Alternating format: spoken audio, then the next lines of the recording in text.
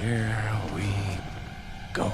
Hello and welcome to Bounding Into Comics. My name is John Trent. I'm the founder and editor-in-chief at Bounding Into Comics. Today I got a story about Ant-Man and the Wasp actress Evangeline Lilly taking to Instagram, where she revealed she participated in the anti-vaccine mandate rally that took place in Washington, D.C. on the weekend of January 22nd and 23rd. Lilly posted 3 photos on Instagram of the event. The first shows a person carrying a sign in their backpack that reads, "Vax Democrat for Medical Freedom." The second photo shows another person holding up a sign that reads, "Nurses for Vax Choice." Another sign can be seen that reads, "Vioxx, opioids, and vaccines all have the same takers." A third banner also reads, "Defeat the mandates." The third image shows a banner that reads, "Feds for Medical Freedom." A fourth photo shows a quote from Naval Ravikant. It reads, "All tyranny begins with a desire to coerce others for the greater good." Accompanying these 4 photos, Lilly wrote, "I was in D.C. this weekend to support bodily sovereignty while Canadian truckers were rallying for their cross-country peaceful convoy in support of the same thing. I believe nobody should ever be forced to inject their body with anything against their will under threat of violent attack, arrest or detention without trial, loss of employment, homelessness, starvation, loss of education, alienation from loved ones, excommunication from society under any threat whatsoever.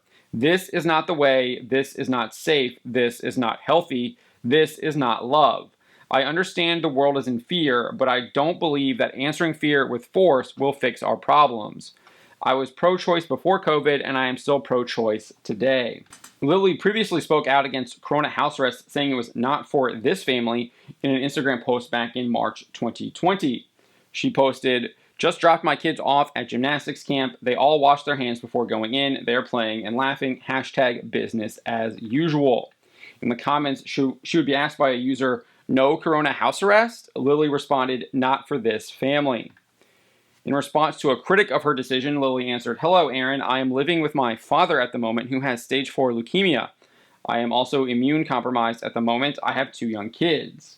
She added, "Some people value their lives over freedom. Some people value freedom over their lives. We all make our choices with love and respect." Evangeline Lilly. She further elaborated on her stance in another response to this user. She said, "It seems we have similar views and probably would have a lot we agree upon if we could sit face to face to discuss it. I bet we would completely agree on what we want and what we are trying to avoid, and then would challenge each other thoughtfully about how to achieve that. I'm having those conversations daily with people in my inner circle, and I'm always considering and reconsidering my position. Where we are right now feels a lot too close to martial law for my comfort already. All in the name of a respiratory flu. It's unnerving. I appreciate your engagement in the meaningful discourse."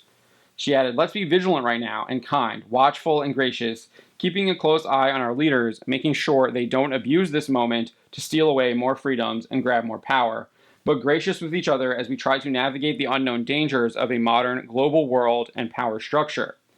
Lilly concluded, "Stay in touch, we're in this together. Thank you for listening, I have heard you." In response to another user, Lilly wrote, "I think we all need to slow down, take a breath, and look at the facts we are being presented with. They do not add up to the all-out global lockdown, control, pandemonia, and insanity we are experiencing. I hope that people will find their peace and sanity where you are soon. Sending you loving prayers." Lilly would eventually apologize for her comments 10 days after her initial post on Instagram. She wrote, "Hello everyone. I am writing you from my home where I have been social distancing since March 18th, when social distancing was instituted in the small community where I'm currently living. At the time of my March 16th post, the directives from the authorities here were that we not congregate in groups of more than 250 people and that we wash our hands regularly, which we were doing. 2 days later, those directives changed, and despite my intense trepidation over the socio-economic and political repercussions of this course of action, I want to offer my sincere and heartfelt apology for the insensitivity I showed in my previous post to the very real suffering and fear that has gripped the world through COVID-19. Grandparents, parents, children, sisters, and brothers are dying. The world is rallying to find a way to stop this very real threat, and my ensuing silence has sent a dismissive, arrogant, and cryptic message. My direct and special apologies to those most affected by this pandemic. I never meant to hurt you. When I wrote that post 10 days ago, I thought I was infusing calm into the hysteria. I can see now that I was projecting my own fears into an already fearful and traumatic situation. I am grieved by the ongoing loss of life and the impossible decisions medical workers around the world must make as they treat those affected. I am concerned for our communities, small businesses, and families living paycheck to paycheck, and I am trying to follow responsible recommendations for how to help. Like many of you, I fear for the political aftermath of this pandemic, and I am praying for us all. At the same time, I am heartened by the beauty and humanity I see so many people demonstrating toward one another in this vulnerable time. When I was grappling with my own fears over social distancing, one kind, wise, and gracious person said to me, "Do it out of love, not fear," and it helped me to realize my place in all of this. She concluded, "Sending love to all of you, even if you can't return it right now." The current vaccine policy in the United States has recently been heavily criticized by Dr. Robert Malone, who describes himself as the inventor of mRNA vaccines and DNA vaccines.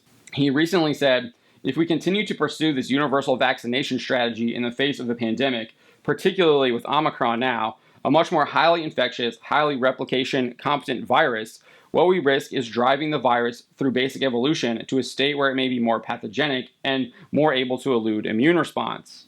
So in sum, I don't wish to scare, we've had enough fear porn, but if we continue to pursue universal vaccination, the high probability is what we will continue to see is the evolution of additional escape mutants that are increasingly infectious and may well become more pathogenic.